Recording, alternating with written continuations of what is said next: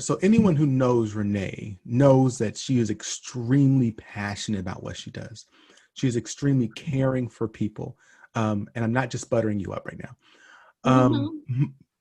And I want to say, if you're hearing this, she is still willing to prioritize her time, who she's meeting with, and the work that she's getting done. I feel like a lot of people feel bad about saying, oh, I can't hang out with this person. I got to hang out with these person because I got to be fair and things like that, where, yeah.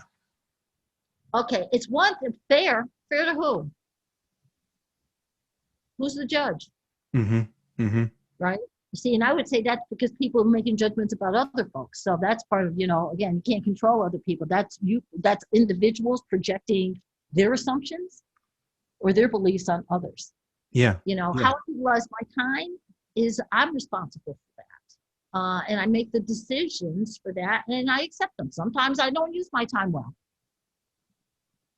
Right? It's like, oh, darn, I was going to get the following 55 things done before 8 a.m. Yeah, Renee, no, that's not going to happen. No, but yet, again, the notion, that's us being judgmental upon ourselves, right? So if it's unconditional, I value me for the humanity I bring to bear. I'm not in judgment of myself, right? The harshest critics we tend to be for ourselves. Well, and I love that you're also willing to be honest with yourself. Hey, you know what? I didn't use my time all that wisely, but that was my decision. A bad decision, but that was a decision I made. I own it. Own your stuff. That's part of the whole area. When we talk about bias, own your stuff, the good and the bad. Yeah. That's integrity. Right your wrongs. You make a mistake, you say you made a mistake. I'm sorry. You make a comment like she's been doing this forever. And I say, I find that to be a microaggression. Your response is, that wasn't intended. I apologize. That's all.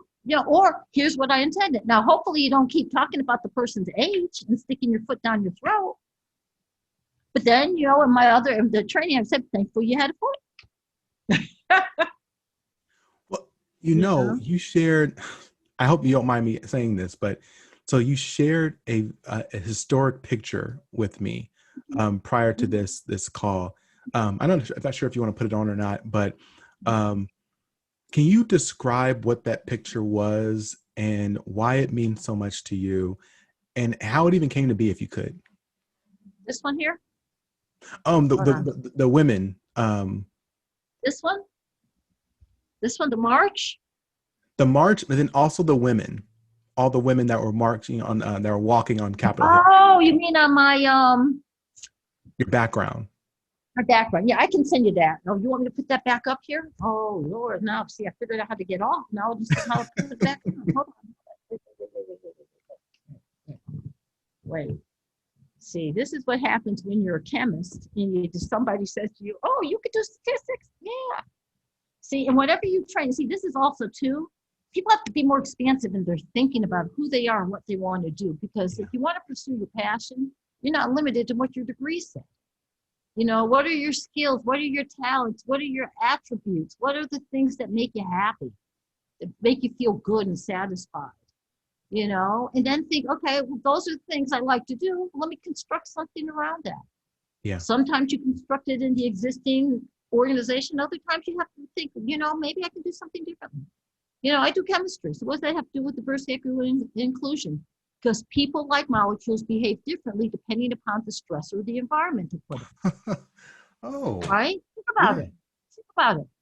Right? You put water in a jar. Right? You heat it up. What happens? It starts to bubble, it evaporates. Right? Didn't mean there's no water. It just means it's not in the glass. It changed. Energy is neither created nor destroyed. It's simply transformed. So it's gone from a liquid to a gas. If we cool the atmosphere, right, you could actually have that water then come back down, right? And if you're lucky enough, you can run around and try to catch those exact same drops. That's not going to happen, but theoretically, right, you can fill a glass again. Because it's neither created nor simply transformed, depending upon the pressure. Pressure can be heat. Pressure can be the climate. Pressure can be the work environment. Pressure could be COVID, right? We're all responding differently. Those are pressures in our society, in our culture, in our workplace, in our families. So you wanted that picture. Hold on, let me, virtual background. That's the one. I'm like taking a shot on the wall. You probably don't want this Wakanda forever. No, that's not the one, huh? Chat would he just left. It's I know. appropriate. That's why that's here. You don't want this one. This is heart hands. The heart. So we can come together. Mm-hmm. The heart, the hands, we can come together. This goes to what you were talking about, the web, our networks. Mm-hmm. Right. You have everything. I have everything. When we all vote, it depends upon what I'm doing a presentation on. And then we had this one. This one. This is the one I had on and didn't realize I had it on. I feel like I should sit over so I'm not blocking it. It's okay. So can you explain what this picture is? Why it's historic?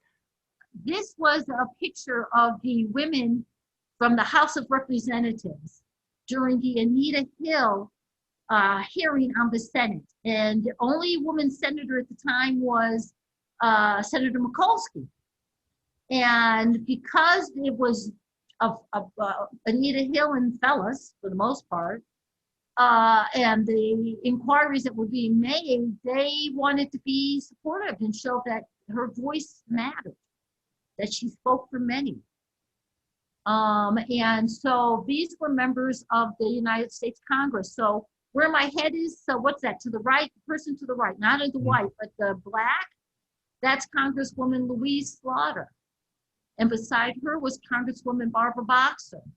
And beside her was Congresswoman Eleanor Holmes Norton. And many of these women had just been elected into the House of Representatives.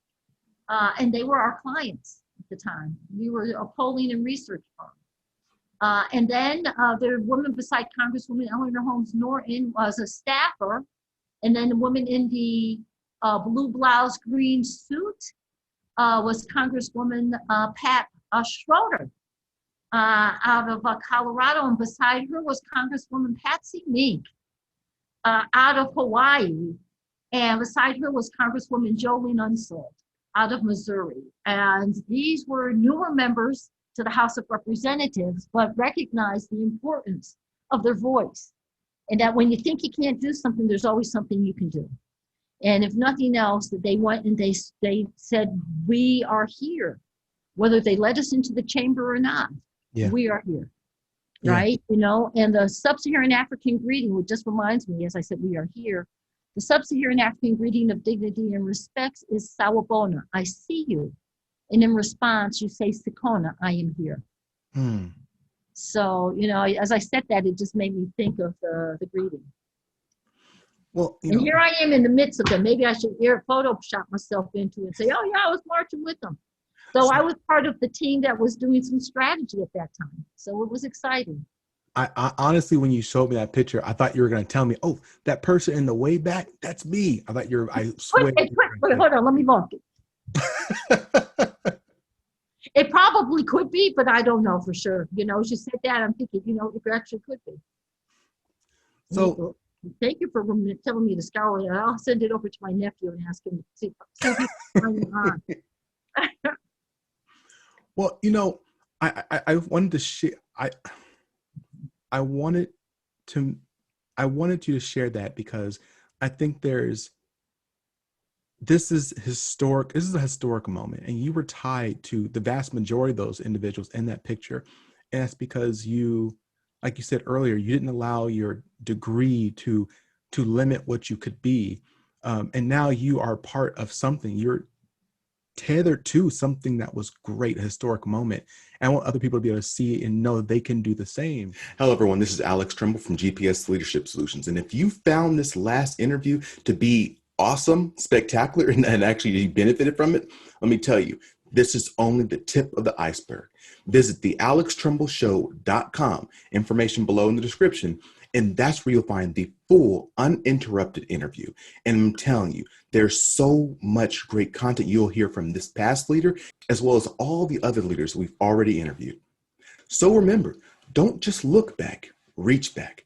If there's someone who you think will benefit from this interview or any of the other interviews, make sure you share it with them. Click the like, click the subscribe. And as I always like to end all my sessions, stay strong, stay positive, and definitely Stay moving.